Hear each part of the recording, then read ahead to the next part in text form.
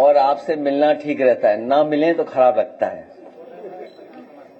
मैं सभी प्रेस के साथियों का बहुत बहुत धन्यवाद और साथ ही में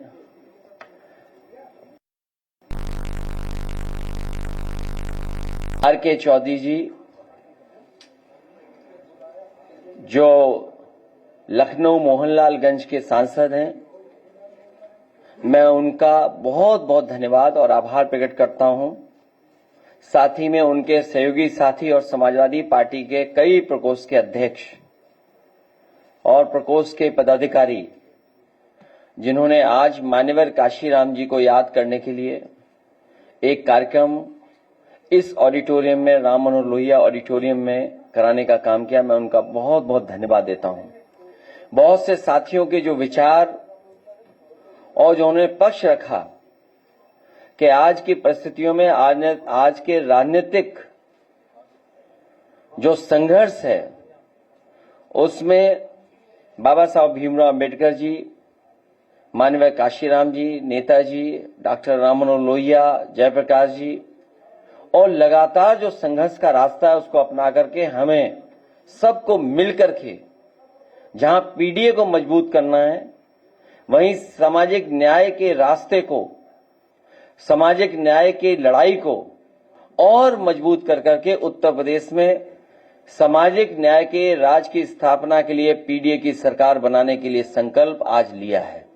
और हमें पूरा भरोसा है कि इसी तरीके से लगातार हम लोग काम करते रहेंगे, अपनी भाषा, अपना व्यवहार और लोगों को जोड़ते रहेंगे तो उत्तर प्रदेश में समाजवादी पार्टी और इंडिया गठबंधन की आने वाले समय में सरकार होगी।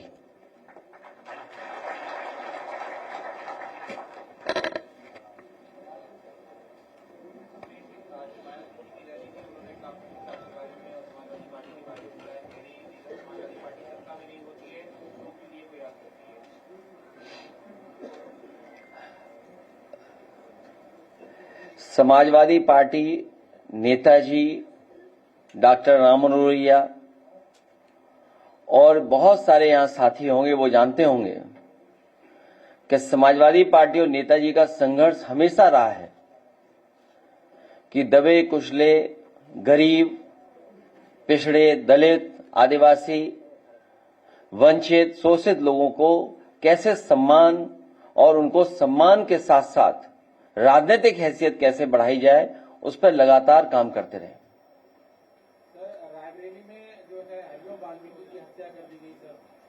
और हमारे साथी जानते होंगे कि मान्यवर काशीराम जी को इटावा से सांसद बनाने के लिए समाजवादी पार्टी, नेताजी और हम सब का, और यहां पर बहुत सारे साथी बैठे हैं, इनका सहयोग रहा और उसका परिणाम ये रहा कि जो कम्युनल पॉलिटिक्स थी उस समय पर, उस समय जो कम्युनल पॉलिटिक्स पीक पर थी, उसका मुकाबला अगर किसी ने किया था तो सपा बसपा, और बहुत विस्तार से हम लोगों को आर.के. चौधरी साहब ने भी बताया कि किस तरीके से चीजों को उस समय अनफोल्ड किया था।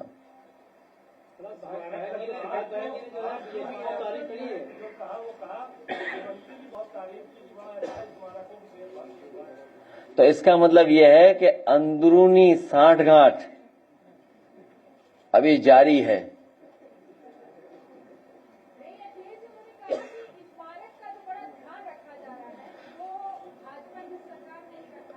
और मैं आपको याद दिला दूं, उनके अलावा अगर प्रतिमा किसी ने उनकी खुद की लगाई तो मैंने लगवाई। और हालांकि on the floor of house, जब उस समय बहुजन समाज पार्टी के लीडर ऑपोजिशन या उस समय जो सवाल उठते थे मेंटेनेंस को लेकर के, रखरखाव को लेकर के, ऑन रिकॉर्ड आप लोग चेक कर सकते हैं, ऑन रिकॉर्ड, कि समाजवादी पार्टी की सरकार में पूरा का पूरा मेंटेनेंस और रखरखाव के लिए एलडीए को निर्देश दिए गए थे। और यहां तक जब एक दिन मैंने देखा, जब मैं एयरपोर्ट जा रहा था, कि यहां पर खजूर के पेड़ सूख गए हैं जो खजूर के पेड़ लगे थे बाउंड्री पर और अंदर वो सूख रहे हैं और कई पेड़ सूख गए हैं उसके अंदर,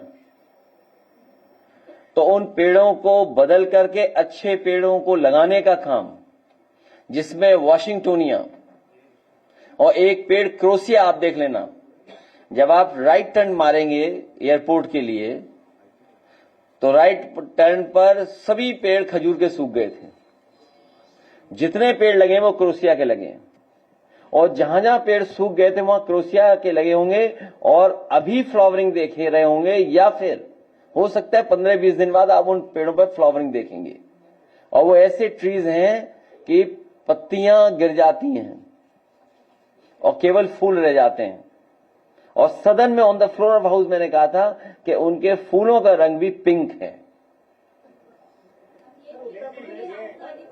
तो मेंटेनेंस के साथ साथ पेड़ों का रखरखाव, और अगर पूरा आज चारों तरफ देखोगे, मूलश्री के पेड़ लगाना, कैजरोनिया का पेड़ लगाना, कचनार के पेड़ लगाना, उसके अंदर कचनार के पेड़ लगे हैं, क्रोसिया के पेड़ लगवाए, मूलश्री के और पेड़ बढ़वा दिए, जो पीपल सूख गए थे उनको और लगवा दिया। सच्चाई तो यह है, पत्थरों का रंग आज भी अगर आप देखोगे, अगर भारतीय जनता पार्टी ने सही तरीके से रखरखाव किया होता तो पत्थरों का रंग काला नहीं होता। आज देख करके आइए, पत्थरों का रंग काला है, तो ये कौन सा मेंटेनेंस कर रहे थे, ये कौन सा रखरखाव कर रहे हैं भारतीय जनता पार्टी के लोग। और भारतीय जनता पार्टी के लोगों की हो सकता है सांठगांठ होगी, इसको भी बेच दें। देख लीजिएगा आप, लखनऊ की कीमती जमीनें भारतीय जनता पार्टी बेचने का प्रयास करेगी।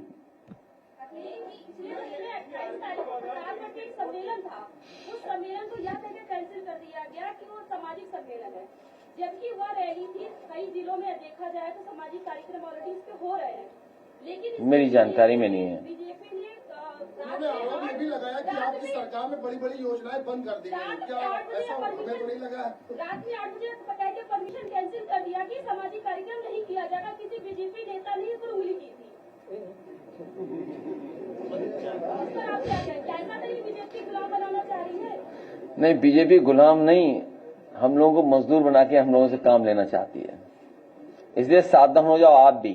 पीडीए में आधी आबादी भी है।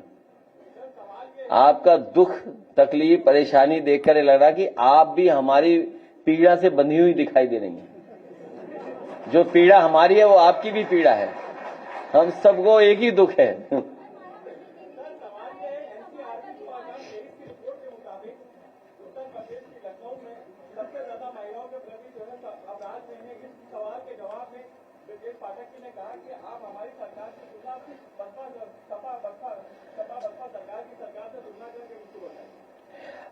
भारतीय जनता पार्टी झूठे मुकदमों का वर्ल्ड रिकॉर्ड बनाना चाहती है और झूठ बोलने में नंबर 1 है।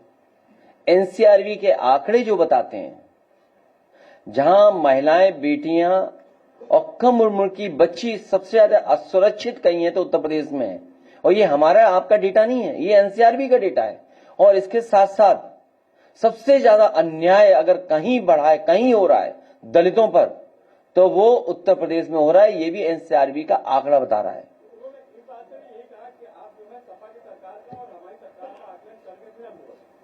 नहीं तो ये तो आप कर सकते हैं, ये तो पत्रकारों की जिम्मेदारी है।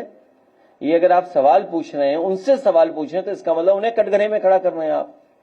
और मैं तो आपसे चाहूंगा कि अगर कंपैरिजन हो जाए तो आप कंपैरिजन जरूर कीजिएगा। और अगर आप कहोगे तो हम पे तो ग्राफ बने हुए, कई ग्राफ बने हुए, अभी हम जारी कर देते हैं ग्राफ। अभी स्क्रीन पे ले आते हैं आपके लिए ग्राफ कुछ। तो एक तो आपको कई ग्राफ हम स्क्रीन पे ले आएंगे, आप देख लीजिए। अगर आपको सूट करता हो तो कुछ सूट आपको भी करेगा। इसमें कई मुकदमों के हम दिखा सकते हैं आपको, लीजिए अभी आ जाएगा स्क्रीन पर। और ये डेटा हमारा आपका नहीं है, वो तो सरकार का ही डेटा जो है वो एनसीआरबी देती है।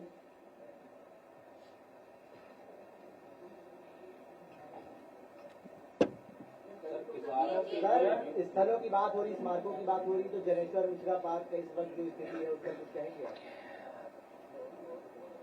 उसमें यहाँ के सांसद जी और डिफेंस मिनिस्टर जी के अलावा जिन जिन के नाम लिखे सबके हटा दिए जाएंगे।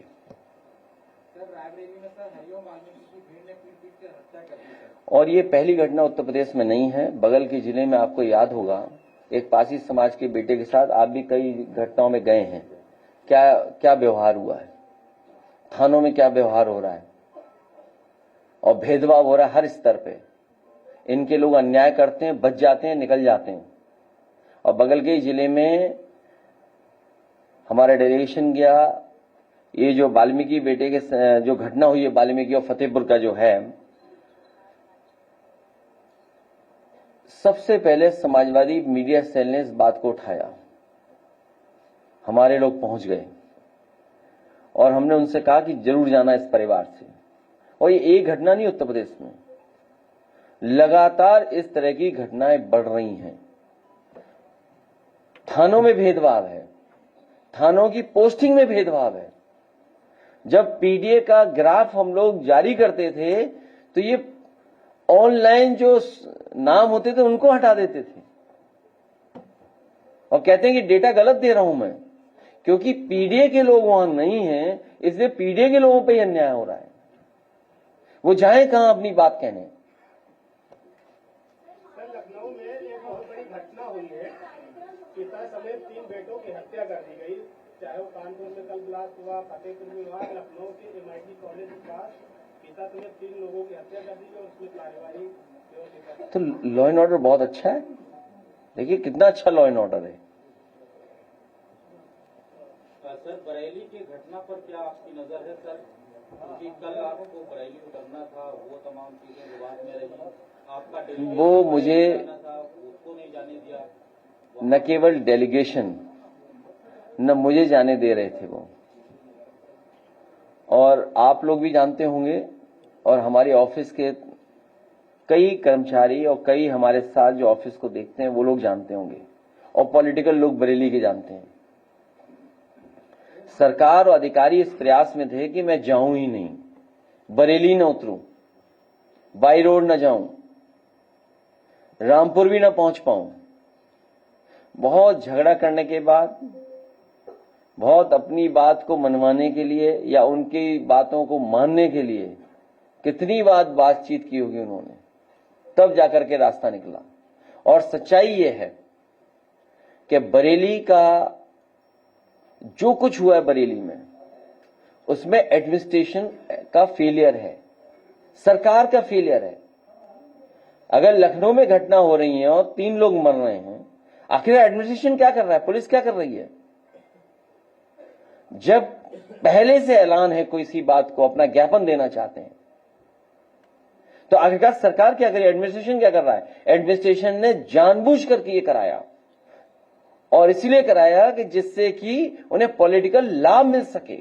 ये वही लोग हैं जो जगह जगह रह करके भारतीय जनता पार्टी को पॉलिटिकली मदद करते रहे।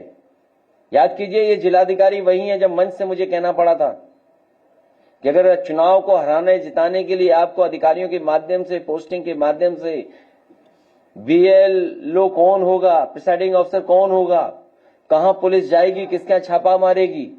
हमने कहा तुम्हें इतना ही शौक है पॉलिटिकल इन्वॉल्वमेंट का, तो क्यों नहीं आप भी चुनाव लड़ लेते हो।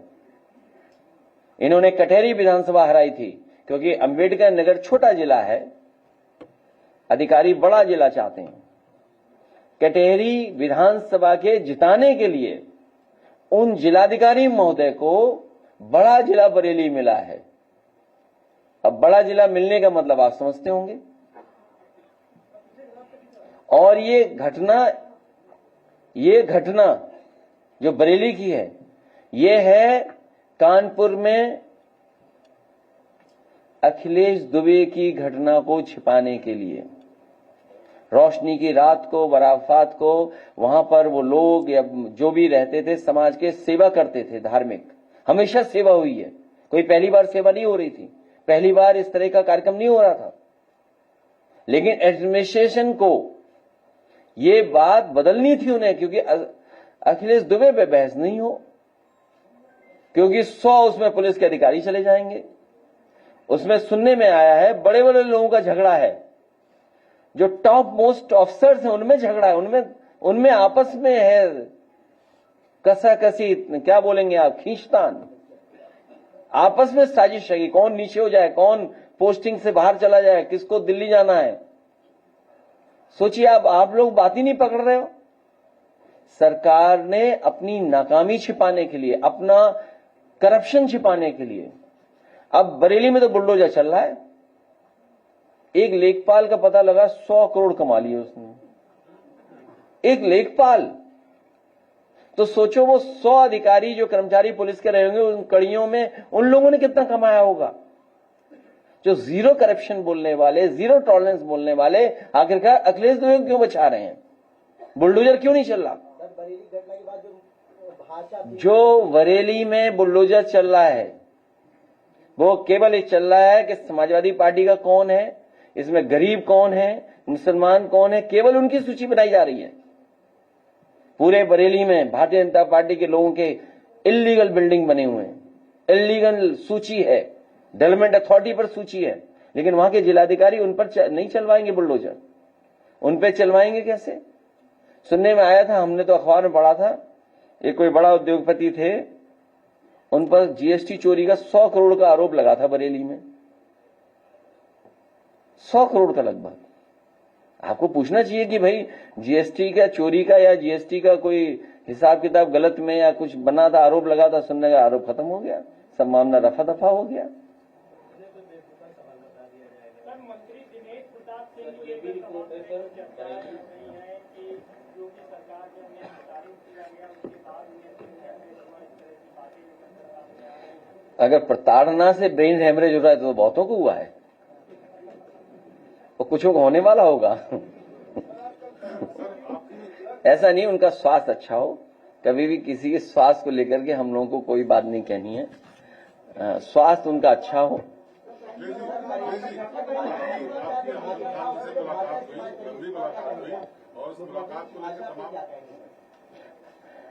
हमारी उनसे अच्छी मुलाकात हुई और हमेशा अच्छी मुलाकात होगी। अभी आगे उनके लिए आप क्या देखते हैं? क्या कानूनी लड़ाई का इंतजार करेंगे या फिर जैसा आपने कहा कि बड़े मजबूत दरख्त हैं, तो कोई बड़ी जिम्मेदारी भी होगी? उनकी जिम्मेदारी भी है, और में आया कि वो संगी साथी बीजेपी का साथी है जिसने जूता फेंका। बुलडोजर संस्कृति के खिलाफ है हम लोग, और गरीब के ऊपर बुलडोजर है उसके पूरा खिलाफ है। आखिर बसने किसने दिया, रहने किसने दिया? आप उनको हाउसिंग नहीं दे रहे, उनको नौकरी नहीं दे रहे, उनको जॉब नहीं करने दे रहे।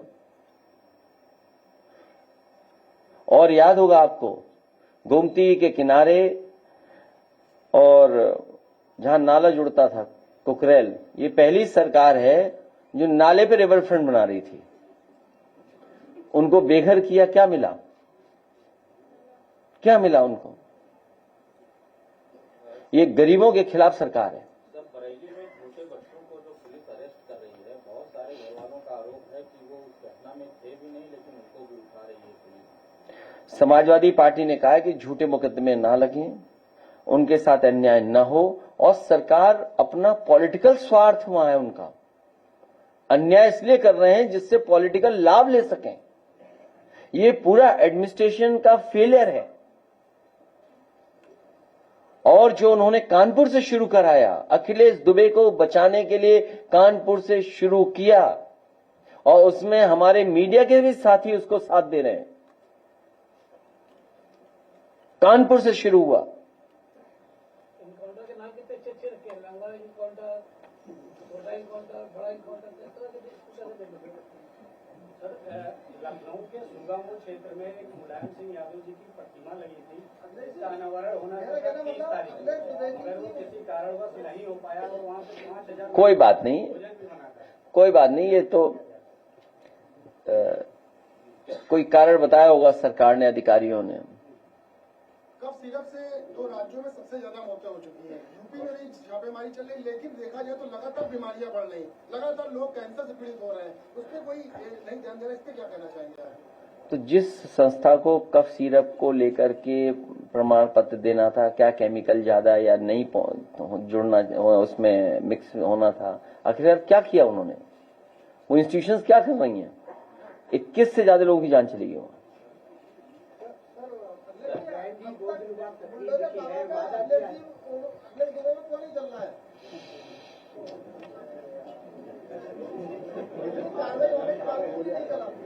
वो इसलिए नहीं चल रहा है कि पुलिस के बड़े बड़े अधिकारी उसके मित्र हैं।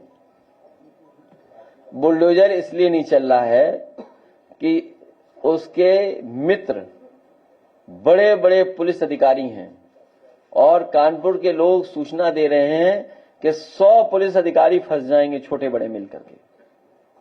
जब लेखपाल पे ही 100 करोड़ निकले हैं तो सोचिए पुलिस के लोगों पे कितना होगा माल।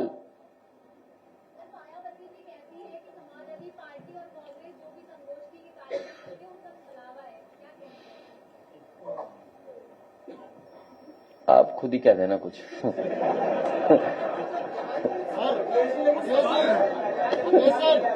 सर आरक्षण को लेकर मायावती ने कहा है कि सपा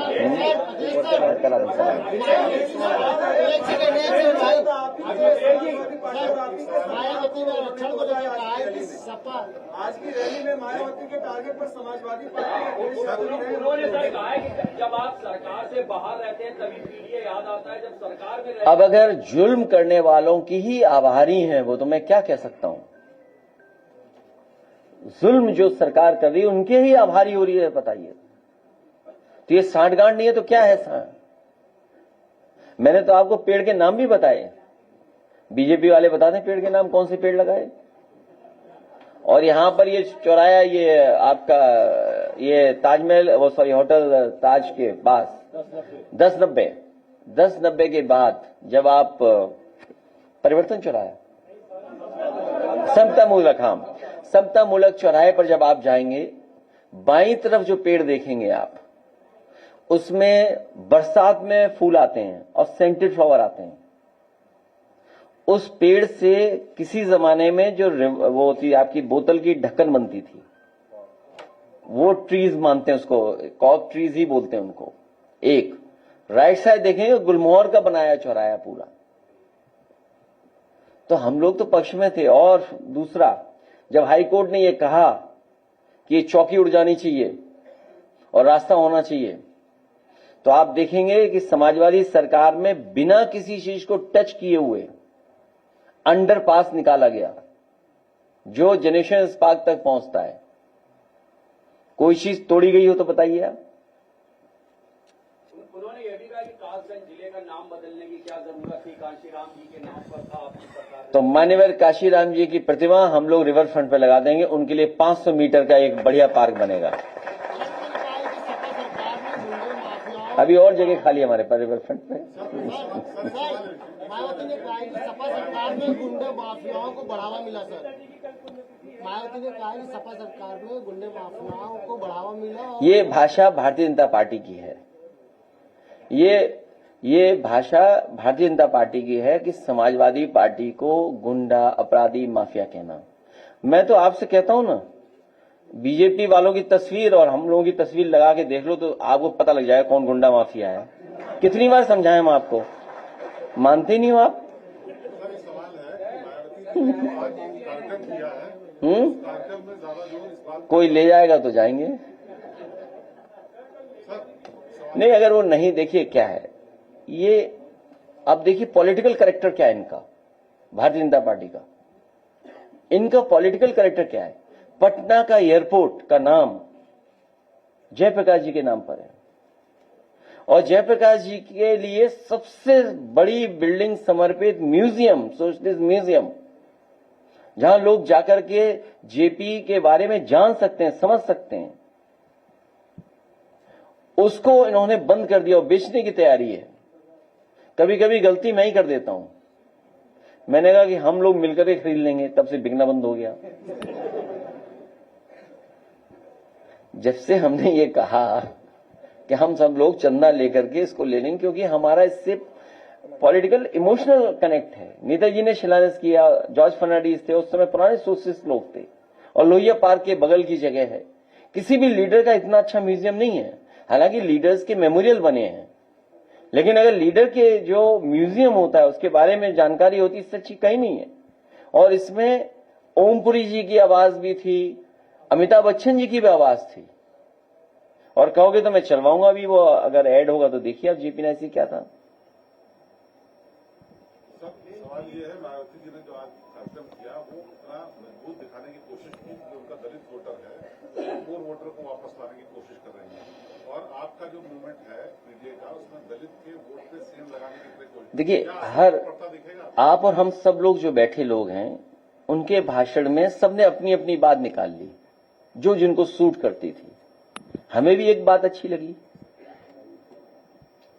उनके भाषण में एक बात बहुत अच्छी लगी, वो हमने अपने मन में रख ली।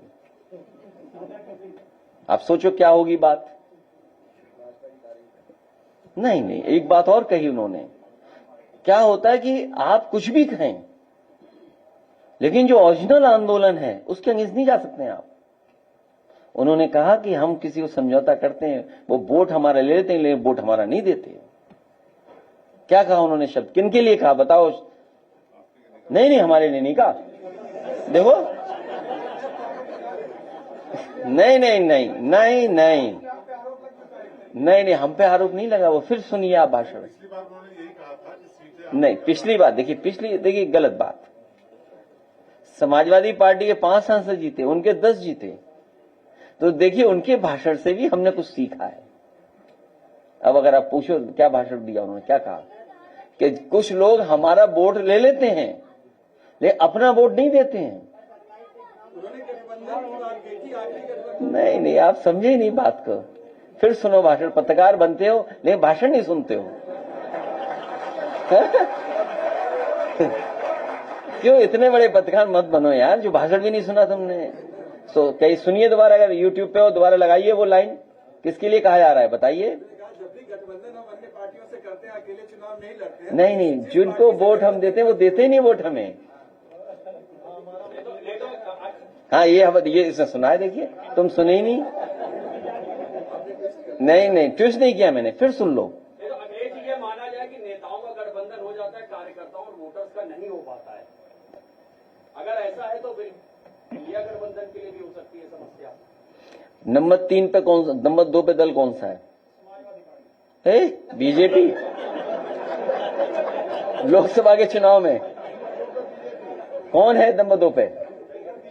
हारे नहीं हारे, और प्रधानमंत्री जी वोट से हारे। पहले कितने वोट से जीते थे और इस बार कितने से जीते? तो कितने लाख वोटों से प्रधानमंत्री जी हार गए बताइए? हाँ, रविदास जीत गए होते। ये थोड़ा तेज चलते रहते, ये चलते रहे। मैंने से कहा आप चलते रहना, नहीं धीरे धीरे चलते रहिए। थोड़ा तेज चलते तो जीत गए होते।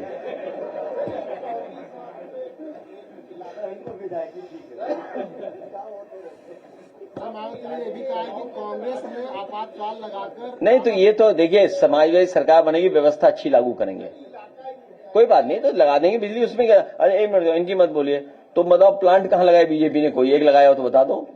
अगर मुख्यमंत्री ने कभी कहा हो 3x660 super critical thermal plant, आज तक नहीं कहा उन्होंने। अरे हम कह रहे हैं, हम आपसे कह रहे हैं, नहीं नहीं, हम कह रहे हैं समाजवादी, नहीं एक मिनट, हम कह दे रहे हैं समाजवादी सरकार बनते ही 1 हफ्ते में उस गांव में पूरी बिजली पहुंचा देंगे, 1 हफ्ते के अंदर। और कई गांव में समाजवादियों ने बिजली फ्री पहुंचाई थी, फ्री। गांव के लोगों को फ्री बिजली मिले।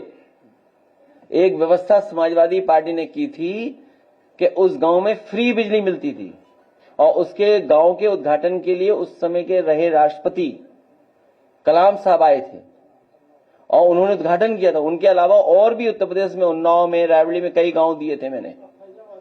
24 घंटे बिजली। अभी कुछ नहीं कर सकते, हमारी जेब में कुछ ले जाओ जो कर सकते हो। तो अभी कुछ नहीं कर सकते, अभी करेंगे हम। और ये हम पत्र लिखेंगे, देंगे बिजली मंत्री करते हैं कि नहीं करते हैं। ठीक है, पत्र लिखेंगे। बिहार की डेट आ गई है। एक गांव जो आपने बताया है, चौधरी साहब आप गांव लेना, मैं लिखूंगा पत्र। हाँ, मुझे लिखूंगा, मैं लिखूंगा पत्र। हाँ, करवा देंगे। बिहार की इलेक्शन की 1 नेशन 1 इलेक्शन, हम यूपी में चाहते हैं कि एक ही फेज में पूरा इलेक्शन हो जाए। 1 नेशन 1 इलेक्शन बोलने वालों से हम चाहेंगे कि उत्तर प्रदेश का चुनाव 1 फेज में हो, 1 फेज। जो लोग वन फेज में चुनाव नहीं करा पा रहे, वो वन नेशन वन इलेक्शन की थ्योरी लिए घूम रहे हैं। चुनाव आयुक्त ने एक वो था 10 दिन पहले आप वोट में नाम नहीं है तो लिस्ट में चढ़वा सकते हैं, तो वो तो आखिरी दिन तक लिखवा सकते हैं नाम, जब तक नॉमिनेशन के तक ना। नहीं रूल्स है ना, आखिरी तक। हाँ आखिरी तक। सर किसानों को लेकर के सवाल है कि गन्ना प्राइस सत्र आने वाला, पिछले साल भी गन्ना का मूल्य नहीं बढ़ा था, इस बार क्या उम्मीद है? और सर बुआई का सत्र भी आने वाला है, इसमें गेहूं और मसूर सरसों बोया जाएगा। खाद की उपलब्धता पे पिछले धान की बुआई में जिस तरीके से मार पड़ी थी पूरे उत्तर प्रदेश में, आपने भी कई वीडियो शेयर किए थे, खाद की उपलब्धता को देख रहे हैं डीएपी यूरिया और डीएपी। भारतीय जनता पार्टी कहीं भी खाद उपलब्ध नहीं करा पाई है, किसानों को कहीं भी खाद नहीं दे पाई, किसानों को अपमानित होना पड़ा, किसानों को रात भर लाइन में लगना पड़ा, बरसात में तकलीफ परेशानी के साथ परिवार की महिलाओं को लाइन में लगना पड़ा, कई जगह लोगों की जान चली गई, कई जगह लाठी खाई, कई जगह अधिकारियों ने अपमानित किया, और लाख समाजवादी पार्टी के कहने के बाद भी, जागरूक करने के बाद भी कहीं खाद उपलब्ध नहीं है। और उनकी सरकार के लोग कहते हैं खाद हर जगह है, मौजूद है खाद। फसल का जो नुकसान हुआ, अभी जो बारिश हुई उससे जो नुकसान हुआ, कन्नौज का मैंने वीडियो शेयर किया, पूरा आलू बर्बाद हो गया। काश्तकार किसान को क्या स्कीम बनाई? मुख्यमंत्री जी हेलीकॉप्टर से भेड़ियों को देखने जाते हैं, भेड़ियों को देखने के लिए हेलीकॉप्टर है, और हेलीकॉप्टर से मक्का भी देखने गए थे। बताओ, मक्का 1 किलो भी खरीदी हो सरकार ने। हेलीकॉप्टर से भुट्टे में मक्का कैसे दिखता है? अरे मक्का खेत देखने गए थे, भुट्टा देखने थे।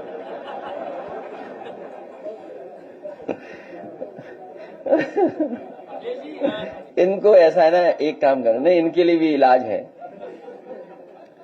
ये जो बात कह रहे हैं कि भुट्टा नहीं दिखाई दे रहा हो हेलीकॉप्टर से, तो ये तो मुख्यमंत्री जी की आंख कमजोर होगी तो नहीं देख पाएंगे। खैर, उम्र के हिसाब से सबकी आंख कमजोर होती है। खैर, आप रिमोट सेंसिंग डिपार्टमेंट में जाइए, रिमोट सेंसिंग, उसमें वो दिखा देंगे कि सैटेलाइट से क्या क्या दिखाई दे सकते हैं। फसल कितनी तैयार हो गई है, फसल का रंग बदलता है तो बता देंगे कब तैयार हो जाएगी फसल कटने के लिए, तो वो पूरी जानकारी दे सकते हैं। तो हेलीकॉप्टर जाने की जरूरत ही नहीं थी, और मक्का नहीं खरीदेगा। सवाल यह है कि किसान को यह कहा कि आय दोगुनी करेंगे, लेकिन किसान की आय दोगुनी नहीं हुई।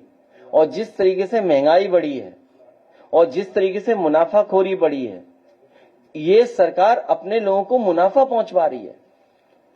जब मुनाफा कम नहीं होगा तो महंगाई भी कम नहीं होगी। ये अपने लोगों को मुनाफा कमाने दे रहे हैं। आप बताइए, पूरा का पूरा रिफाइंड तेल बाहर से आ रहा है। किसान के लिए हम लोगों ने एक सेंटर ऑफ एक्सीलेंस बनाया था कन्नौज में, एक एग्जाम्पल दिया था कि अगर किसान के लिए, ये फसल के लिए और खासकर सब्जियों के लिए, कि उनको लाभ मिलेगा और लाभ जल्दी मिलेगा उन्हें। इसी तरह पहला उत्तर प्रदेश का काऊ मिल्क प्लांट लगाया था। ये गाय को तो बहुत प्रेम करते हैं ना, गोबर से तिलक भी करते हैं, सुना है। हाँ, गाय मां, गाय का एक स्थान अलग है, गाय मां का, हम उसमें बहस में नहीं जाना चाहते हैं। लेकिन उत्तर प्रदेश में पहला काऊ मिल्क प्लांट लगाया कन्नौज में, जिसका उद्घाटन प्रधानमंत्री और हेमा मालिनी जी ने किया, वो आज बंद हो गया है। सबसे मॉडर्न प्लांट जिसमें टेट्रा पैकिंग थी। तो सोचिए, समाजवादी पार्टी के सरकार में जो जो काम किसानों के लिए हुए थे, मंडियां बंद कर दी, किसान बाजार बंद कर दिए। इस एक्सप्रेसवे के किनारे इसलिए मंडी बनी थी जिससे कि किसानों को लाभ मिल जाए और जल्दी किसान की पैदावार मंडी तक पहुंच जाए और मंडी से बड़े बड़े बाजार पहुंच जाए। यही दुनिया के मॉडल हैं। मैं खुद जर्मनी में एक देख के आया था किसानों की मंडी। मैं खुद फ्रांस में एक मंडी देख करके आया था और मैंने मंडी के अधिकारियों को भेजा था फ्रांस में, पेरिस में देख करके आओ कि किस तरीके से किसान आते हैं, किस तरह रेट मिलता है, किस तरह पैकेजिंग होती है, किस तरह सामान पहुंचता है बाजार तक। और उसके बाद एक्सप्रेसवे के किनारे मंडियां बनाई थी। अब बताओ, सुना है मुख्यमंत्री इस समय श्लोक पढ़ रहे हैं कुछ संस्कृत के, मंडियां बंद कर दी, मंडियां नहीं चालू है, बताइए आप। और गन्ना का मूल तो बढ़ा ही नहीं है, कोई तैयारी नहीं धान की खरीद की भी। अभी आपने गाय की बात करी, हमारा दाम को लेकर के आप क्या कहेंगे? तुम्हारा कुछ नहीं है, सांड देख ही नहीं पाएगा, तुम इतने छोटे हो। सांड अटैक बड़े को करता है, तुम पे अटैक नहीं होगा।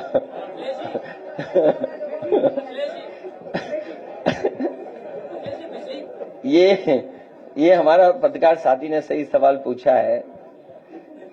उत्तर प्रदेश में हजारों लोगों की जान गई है, हजारों लोगों की जान जा चुकी है। और मुख्यमंत्री कार्यालय के भी कुछ लोगों की जान गई है इन्हीं जानवर से टकराने से।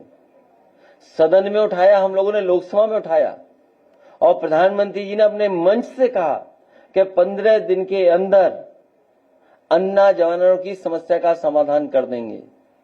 अब वो बात बनी नहीं रही है लखनऊ दिल्ली में, लखनऊ वाले मानते ही नहीं किसी की बात, वो भी वैसे ही हैं बिल्कुल। लखनऊ वाले भी बात नहीं मान रहे, तुम्हारी वाली बात है।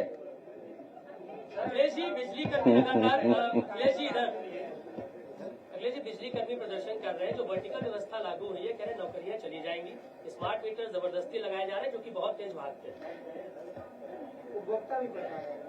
बिजली विभाग को बर्बाद कर दिया मुख्यमंत्री जी ने,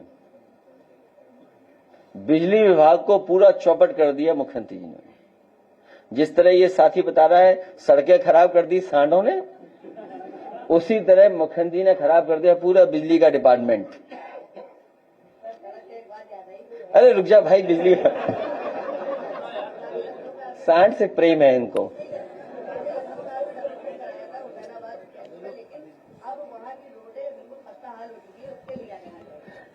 अभी तो ये जो बिजली विभाग है ये सबसे महत्वपूर्ण विभाग है, उत्तर प्रदेश का आम जनमानस से जुड़ा हुआ विभाग है। बिजली सस्ती होती, बिजली 24 घंटे मिलती, बिजली की व्यवस्था अच्छी चलती, ये मीटर जो तेज भाग रहे हैं उनका जो मानक है उसके हिसाब से मीटर लगते। लेकिन सुनने में आ रहा है कि मीटरों को भी जिससे खरीदा गया उसे ऑबलाइज किया जा रहा है। तो बिजली विभाग को चौपट करने का काम मुख्यमंत्री जी ने किया है। बिजली बनाने का जो कारखाने थे आपके कानपुर का 660 सुपर क्रिटिकल प्लांट, एक यूनिट, वो पता नहीं अभी तक नहीं चालू कर पाए पनकी वाली। निवेली लिग्नाइट का जो प्लांट लगा था उस समय सपा और कांग्रेस से मिलकर के लगाया था, उस समय कांग्रेस की दिल्ली में सरकार थी, जायसवाल जी मंत्री थे, उन्होंने मुझसे कहा कि हम कारखाना लगाना चाहते हैं, पूरा सहयोग किया और उसका परिणाम है आप देख के आएंगे घाटमपुर में बिजली का कारखाना लगाया निवेली लिग्नाइट का, वो भी अभी तक पूरा नहीं हो पाया। एटा में लगाया प्लांट, वो भी पूरा नहीं करा पाए ये लोग अभी तक। तो ये बिजली तो बना ही नहीं रहे, और जितनी बनानी चाहिए थी अगर बना देते तो सस्ती बिजली होती है। आज सब स्टेशन नहीं बनाए, ट्रांसमिशन लाइन नहीं बिछाई, केवल पैसा कमाना है इनको, बस प्राइवेटाइज इसलिए कर रहे हैं जिससे इन्हें ट्रांसफर पोस्टिंग में पैसा न लेना पड़े, कंपनी से सीधा ले लें पैसा, बस ये भ्रष्टाचार के लिए हो रहा है सब। और हमारा साथी जो कह रहा है पुराना लखनऊ, ये लखनऊ शहर या हमारे उत्तर प्रदेश के बहुत सारे शहर हैं, उन शहरों को अच्छा बनाने के लिए इसीलिए हम लोगों ने जो मीटिंग की इधर, उसमें कहा कि लोकल मैनिफेस्टो होगा। एक स्टेट लेवल पर तो हम लोग अपनी बात रखेंगे, इंफ्रास्ट्रक्चर की है और चीजों की, लेकिन लोकल मैनिफेस्टो भी बनाएंगे जिससे वहां का कारोबार बढ़ सके और वहां का शहर का इंफ्रास्ट्रक्चर अच्छा हो जाए। ये जो जगह का नाम ले रहे हैं, जो घंटाघर के आसपास का इलाका, और लखनऊ और भी अच्छा बन जाता। समाजवादियों की सरकार रही होती तो रिवर फ्रंट में भी बहुत अच्छी चीजें हो रही होती, उसको भी अच्छा बनाते। और ये जो पुराना हेरिटेज एरिया हमारा डेवलपमेंट टूरिज्म के लिए, इसमें सुनने में आया कि 10 बजे के बाद तो बहुत भीड़ होती है। अब रेस्टोरेंट चालू हो गए हैं। लाइटें तो इसलिए बंद कर दी है कि समाजवादियों को काम न दिखाई दे।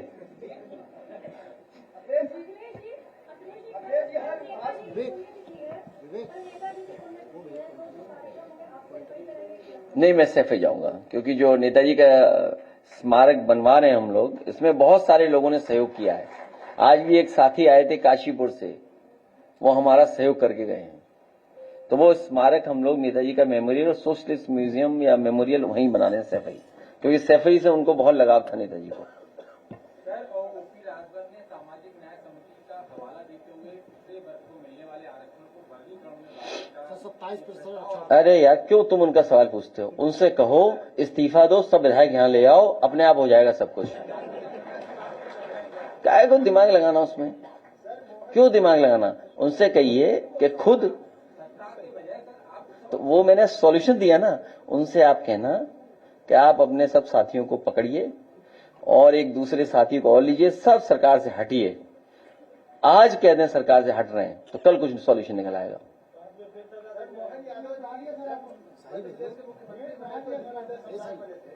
उन्होंने अपनी 27% पिछड़ों को आरक्षण देने की बात करी, उसके तुरंत बाद उनको रामद्रोही, राष्ट्रद्रोही, हिंदू विरोधी, मतलब उन्हीं के लोग जो भाजपा के दल से वो भी पार्टी छोड़ के समाजवादी पार्टी में आ जाए।